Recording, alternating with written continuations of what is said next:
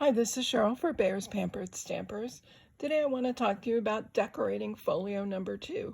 As you know, there was a separate video that walks you through how to assemble it step by step. And so now that you've got that naked portfolio assembled, it's time to cover it over. There's lots of different occasions of why you'd give a folio: weddings, babies, vacations, family events, graduations, you name it. There's 1.5 million reasons. So first of all, the reason for the folio, what its theme is, will help you choose a paper. For the folios, I really like using the 12 by 12 paper collection packs because they have everything you need sort of in one set. They give you a good assortment of patterned papers. They typically give you a sticker sheet, some cut apart, at least one cut apart sheet, if not more, and that sort of thing. So you don't have to go searching for those things. You have a good base to start with. For folio number 2, I'm using a paper called Welcome Baby Boy. It's by Echo Park. Obviously, it's for a baby boy, although this could get you through toddler as well if you leave off like the onesies and the storks and stuff like that. There's animals and moons and stars and all sorts of things in this collection. Sailboats, lots of fun stuff.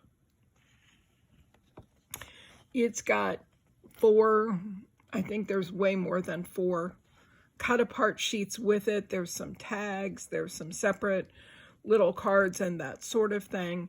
So there's plenty of that. There's a sticker sheet that'll get you through. I always save these cover sheets too because, you know, when you're in a pinch and you need something to decorate that spot, sometimes these are just perfect to fussy cut out and they'll fill in your spot and everything works out well. So this is the collection that I used for the folio. And here's my completed folio. This one you'll notice is pretty basic. I don't like filling them into the nth degree. You can see this is how Photoplay decorates them up, and they're really, really cute, but I want people to be able to put their photos and memories in and then add this stuff so that all this stuff will show on the outside as well. So I leave it a little light in the initial decoration, and then when I gift it, I give them extra stickers and other sorts of things so that they can bring the album to life as they choose to.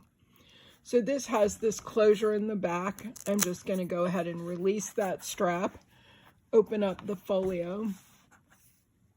Starting out, you've got some pretty straightforward pages.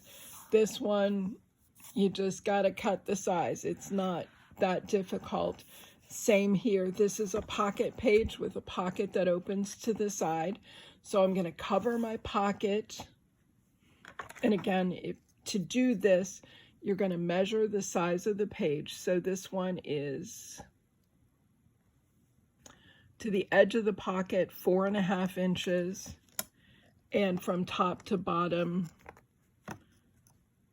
7.5 inches. So my cut paper here is 4.25 this way. I reduced it by 1/4 inch, and 7.25 this way. Again, reduced by 1/4 inch. I have the white margins to show, and there's no question about whether it was intentional or not. It was. I have white margins. Get over it. It looks good.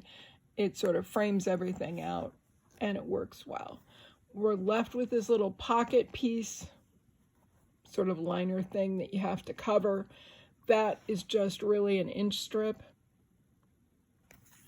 by the 7.25.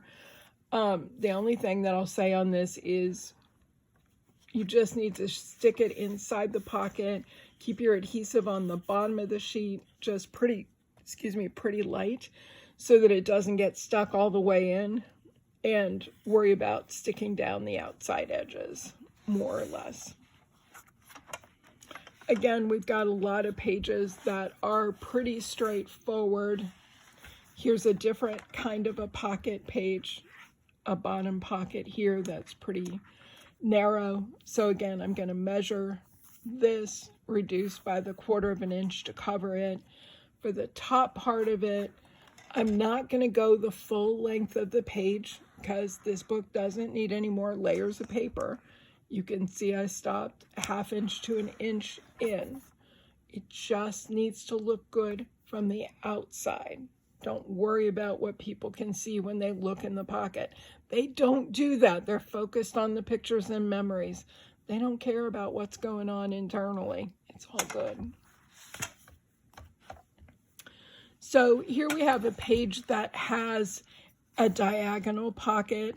This pocket was, if you remember, it started out as a square, and I'm trying to get this on view. I apologize. I have such limited camera view here. It's really hard to show these folios. It's 5 inches. So it started out being a 5-inch square that we cut on the paper trimmer diagonally to make 2 different pockets, and we'll see the other pocket later. We're going to do the same thing to cover it. So I know it's 5 inches square to start with. I'm going to cut a piece of pattern paper 4 3/4 inches square, or even a little bit smaller. It's a weird thing with the triangles, how they somehow seem a little bit bigger than they should be. So I cut this at 4 3/4. You can see I'm pretty close to the edges here. I wish I'd cut it just a little smaller, but it's all good. I chose a pattern paper that would look good either way, so I could flip the remaining piece that's left and use it for my other pocket. And so again, we'll see that in just a moment. The page behind, I just go ahead and cut the entire page. So this is, I think, 5.5 by 7.5, or 5 by 7.5. Well, we'll do it right. 5 by 7.5. So I cut it 4 3/4 by 7 1/4, shoved the corner in the pocket, and was done with it.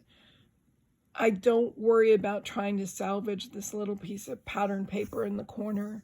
If you were in a real dire situation and you needed every strip of paper, maybe you'd think about that. But otherwise, just put it in the pocket. You'll be fine and move along. Waterfalls are pretty easy, excuse me, to cover. You're just going to cover each sheet of it separately. So I like with these to just alternate 2 patterned papers. It looks a little more coordinated, but you can mix it up however you want. I do cover the little part in between. It just makes it look more finished. Underneath the waterfall, I continued with my sort of background paper here with the stars to finish things off. I could have used more of one of these pattern papers, either the onesies or the safety pins. You do what makes sense to you. There's no right or wrong in doing this. You grab a paper and just use it. Covering the little tab, again, it's just a matter of measuring and sticking the paper down. Use whatever adhesive you want. This doesn't have to be score tape at this point in time because your foundation is built. You're just covering over. Just make sure that it's strong enough to hold everything in place. That's important. So you can see we've got another one of our triangle pocket pages here. So I've cut my full size here, 4 3/4 by 7 1/4. Put it inside the pocket. Again, light adhesive around here. If you try and do full adhesive in this area, you're going to have a little bit more trouble because it's kind of a full pocket. But when you're putting that piece in, just open your pocket out and try and help guide it in without sticking. This is the other half of my 4 3/4 inch square that I used before to make my corner pocket. So again, if you use a pattern paper that's nondescript, you can use both sides of that square to cover the triangle pockets. If you use something that's directional, You may have to recut or reverse one of them to make it work. Either way, it's still going to work. You're going to do the same thing if you have to. Cut 2 4 3/4 inch squares and just cut out the piece that you need for your pocket. Excuse me. This is another pocket page. This Baby Milestones was a cut apart card that was on one of the sheets. I decided to use it to help to cover my pocket here. So you can see it pretty much covers the pocket from top to bottom. Didn't go edge to edge. So I had the choice of putting strips of pattern paper on either side or just on one side. I decided to just put it on one side on this one. All you're going to do is measure the remaining distance. Again, reduce it a little bit so that you have your margins like you do everywhere else on the page. And stick your pattern paper in place. Easy enough. Your pocket here is pretty narrow. So to do that, again, I just needed to add an extra 1/4 inch or so, not 1/4, sorry, 1/2 to 1 inch to this measurement here. Stick it inside, and I'm done. Now we get to the difficult part of this folio. This accordion pocket is really, really cute, but it's really hard to cover. So you just have to take your time and get it done. It is very doable. So we've got this piece. If you look at this closely, you can see I fussy cut this, and that's the only thing that I could think of to do it. If you have a better idea, you absolutely do that. Make it easier. I cut my patterned paper the size of this full pocket, so I'm measuring from edge to edge like this, the 5 inches.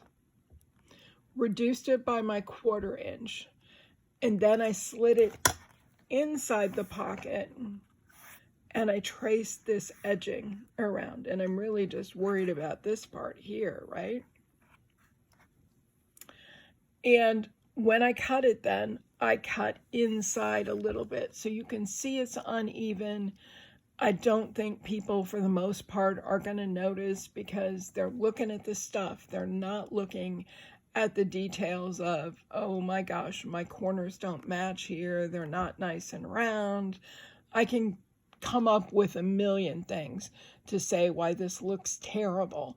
But I guess as you'll look at it, not feel quite as strongly about it. If you remember, it is an accordion pocket. I didn't worry about the accordions. I left those white. I covered the ends just because I felt like I had to make it finished. That's just me. You do you. They're 1/4 inch strips. For the inside, I really didn't have much of an overlap because I was running short of paper on this one. So I put as much under as I could. You can see there's only about a 1/2 inch. With the accordion, it opens pretty wide. So maybe if you have the luxury of paper, you want to add a little bit more, extend this piece down just a little bit, but I'm not going to worry about it. I think it's just fine. There's nothing awful to see inside there, just white, and there's a lot of white anyway, so kind of move on. To do the top tabs, I had the same problem in reverse as this. So I cut these sheets. I went to 3 inches, which is the end of here, to the fold, and then scaled back a 1/4 inch. I traced this design on, and I cut inside the line as best I could by about a 1/4 inch. I went back and trimmed it probably about 20 times, but finally came up with a result that I was happy with.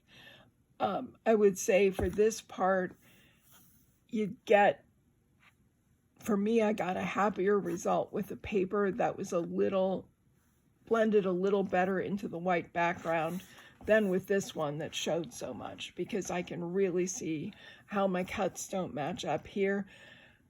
I'm not going to stress over it. I did the best I could. Again, I think people are more focused on what's going on inside the pocket than they are the outside of the pocket. So give yourself some grace and move on. It's really okay. Here I was running short of paper again, so you can see that my sailboat paper goes this way on this part of the pocket and this way on this part. I don't think that's a problem. It's kind of a nondescript pattern paper anyway. I added some stickers here. I was short about a 1/2 inch on this paper, so I grabbed some stickers off the sticker sheet to line up down here, and I was good to go. It looks like by design as opposed to, oh geez, I'm out of paper. So do what you have to make these things work out, and it'll be really fine. This one has a specific way you fold it, otherwise it doesn't fold in quite correctly. But that's kind of what I did with this. Again, I kept it pretty straightforward and pretty basic because I want those cute baby pictures to show through first, and then I want to accent them with what I have left over from my kit. And again, this is Welcome Baby Boy by Echo Park. I want you to see the leftovers to see there's not a whole lot left over. Lots of cut apart sheets, and these are perfect for the pockets and memories, that sort of thing. So there's lots of stuff here to use. I have 2 full sheets of cut aparts, 3 full sheets of cut aparts yet to use. I actually used one in the book because the backside has some pattern paper that you may want to use. So you have to make a decision. Do I want the pattern paper more, or do I want the cut aparts more? This, because of its size, it's taller. It's 7.5 inches tall. So when I'm cutting my 12 by 12 paper, I can only get 1 7.5 on this. So I have to be careful how I cut. I can do 2 pages at least, if not 3 if I'm careful, or 2 pages and some other parts. But at the end of the day, I can't do more than that because I don't have any more paper. So you can see here's a lot. What's left over are a lot of these end pieces after the 7.5 inches was taken off. Too short. I could cover a pocket maybe, but that's really all that's left here. The sticker sheet, there's still plenty of fun stickers left on here.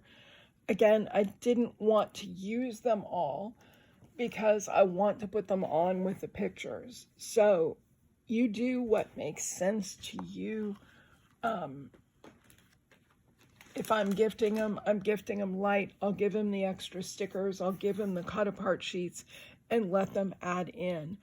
The other thing that I'll mention is when you're using busy pattern papers, kind of like these, to lay a photo just on top of it, they may tend to disappear into the background, and so you don't get the focus on that cute little child that you were trying to focus on. So I will cut cardstock shapes and put it underneath the picture to lift that picture back up. For this one, stars or hearts or circles.